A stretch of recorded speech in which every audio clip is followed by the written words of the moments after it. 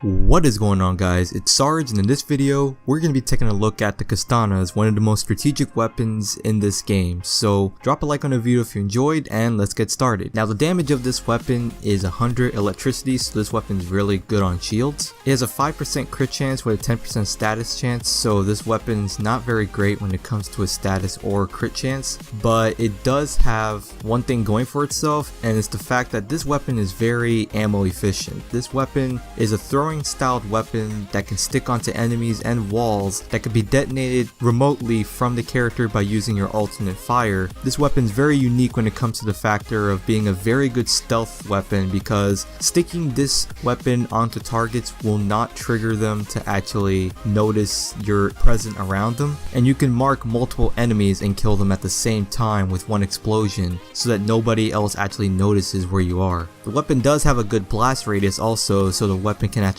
arc to other enemies with the electricity and kill multiple enemies outside of the amount of enemies you actually killed. The reload time on this weapon too is 1 second, so this weapon can reload pretty quickly since it only has 2 bullets or 2 throwing stars or whatever you want to call them. There's not really much to talk about this weapon because the weapon is really short, sweet, and to the point. There's not much like anything special about it outside of it just being a very strategic kind of weapon. The gameplay can really show what this weapon is really good at because it's a really good stealth weapon and just to plan ahead of time. So for my build with this weapon, I went with mostly corrosive and a lot of electricity to make a high corrosive build. So this weapon is really good against a Grineer if you want to actually wipe them out in one shot. However, with all this damage, there is one bad thing about this weapon. This weapon can actually kill you, as you'll see in this next clip.